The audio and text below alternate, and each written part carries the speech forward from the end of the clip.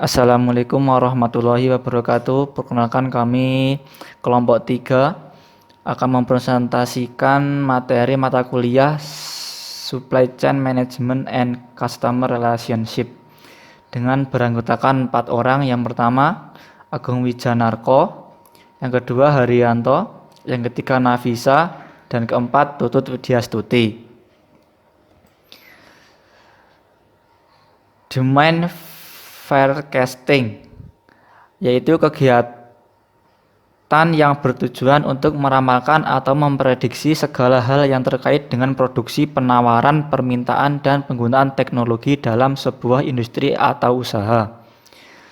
Fungsinya sebagai alat bantu untuk dapat merencanakan yang efektif dan efisien, untuk menetapkan sebuah kebutuhan sumber daya pada masa yang akan datang, untuk membuat suatu keputusan yang tepat, dan manfaatnya membuat perusahaan untuk mampu meningkatkan pengawasan terhadap seluruh kegiatan di perusahaan. Adanya pembuatan berbagai rencana-rencana bisnis yang bisa menjadi pedoman bagi perusahaan untuk dapat menghasilkan output yang lebih baik. Tujuannya yaitu untuk menguji sebuah kebijakan perusahaan yang berlaku pada saat ini dan di masa lalu, serta melihat sejauh mana pengaruhnya di masa depan. Peramalan yang diperlukan karena idenya time lag atau delay antara saat kebijakan perusahaan ditetapkan dengan saat implementasi. Peramalan ini juga merupakan sebuah dasar penyusunan bisnis pada suatu perusahaan sehingga dapat meningkatkan efektivitas suatu rencana bisnis. Faktor yang mempengaruhi sifat produk, metode distribusi, besarnya perusahaan dibanding dengan perusahaan pesaing, tingkat persaingan, dan data historis. Dalam metode peramalan dapat dibagi menjadi dua metode, yaitu kuantitatif dan kualitatif. Metode kuantitatif yaitu menggunakan perhitungan matematik dan statistik. Metode kualitatif dapat digolongkan menjadi dua, yaitu teknik deret berkala dan teknik eksponensial.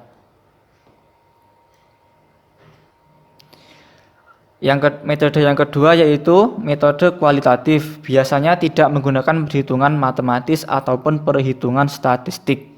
Metode ini cukup dengan tanggapan atau sebuah pikiran dari orang-orang yang cukup mengenai keadaan yang akan diramalkan. Contohnya metode juri opinion dan metode Delphi. Dalam upaya mengurangi permasalahan akibat perbedaan ramalan yang besar antara dua atau lebih pelaku supply chain, sejumlah perusahaan besar mengembangkan sebuah kerjasama perencanaan dan peramalan yang dinamakan Collaborative Planning, Forecasting, and Replenishment atau disingkat dengan CPFR. CPFR sendiri dapat didefinisikan sebagai upaya mengurangi perbedaan antara ramalan yang dibuat oleh dua atau lebih pelaku pada suatu supply chain, kemudian secara bersama-sama menentukan kebijakan replenishment. Pada praktiknya, masing-masing pelaku akan membuat ramalan secara terpisah. Kedua ramalan kemudian dibandingkan, lalu apabila selisih ramalan di atas suatu angka batas tertentu, keduanya harus melakukan review terhadap angka-angka ramalan mereka, sampai pada akhirnya diperoleh angka-angka yang selisihnya di bawah batas yang sudah ditentukan. Dalam penerapan CPFR dalam sebuah perusahaan, diharapkan dapat mengurangi ketidaksinkronan aktivitas antara pelaku pada supply chain, karena pada model ini mulai dari peramalan penjualan, pengiriman, dan penentuan pemesanan dilakukan dengan kolaborasi antara penjual dan pembeli pada supply chain. Adapun 4 proses yang masuk dalam model CPFR, yaitu yang pertama strategi and planning, kemudian yang kedua demand and supply management, yang ketiga execution, kemudian yang terakhir adalah analysis. Ada beberapa cara dari supply chain untuk mempengaruhi permintaan. Yang pertama adalah memastikan segala proses berjalan dengan benar. Yang kedua, tentukan standar yang dibutuhkan untuk mengelola permintaan. Yang ketiga, lakukan proses kolaboratif, bukan uji algoritma statistik. Yang keempat, jangan terlalu bergantung kepada ramalan atau prediksi secara penuh. Yang kelima, atur standar operasional produksi atau SOP agar mudah untuk dinilai dan dievaluasi. Yang keenam, bersihkan dan rapikan data penyimpanan terkait pengelolaan permintaan. Yang ketujuh, jadikan kesalahan prediksi untuk feedback positif. Yang kedelapan, kembangkan produk komplementer. Yang terakhir adalah gapai solusi terbaik untuk permasalahan strategi.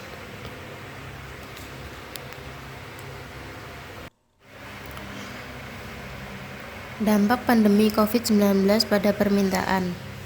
Krisis pandemi COVID-19 bukan hanya tentang krisis kesehatan, tetapi juga krisis ekonomi. Itu sebabnya krisis ini memberikan dampak pada seluruh sektor hulu dan hilir industri. Konsumen sebagai pihak terakhir yang dilayani oleh industri tentu juga mendapat dampak yang hebat. Selain daya beli yang menurun akibat resesi, pemutusan hubungan kerja, dan pembatasan gerak, konsumen juga mengubah preferensi keinginan untuk berbelanja mengeluarkan uangnya. Tidak semua bisnis mengalami pertumbuhan negatif, ada pula yang mendapatkan pertumbuhan positif berkali lipat di pandemi COVID-19 ini. Sektor yang tumbuh negatif diantaranya, yang pertama adalah toko-toko gaun pengantin. Yang kedua adalah sektor konstruksi dan renovasi rumah. Yang ketiga, sektor parkir. Yang keempat, jasa penitipan anak. Yang kelima, toko fashion dan lain-lain. Selanjutnya adalah sektor yang tampak bertumbuh. Yang pertama, jasa kurir antar dan jemput barang. Penyedia jasa internet atau ISP dan acara televisi. Yang ketiga, penyedia alat-alat berburu dan memancing. Yang keempat, sektor agrikultur seperti hasil perkebunan, air konsumsi, toko daging, toko buah, serta toko sayur, dan lain sebagainya.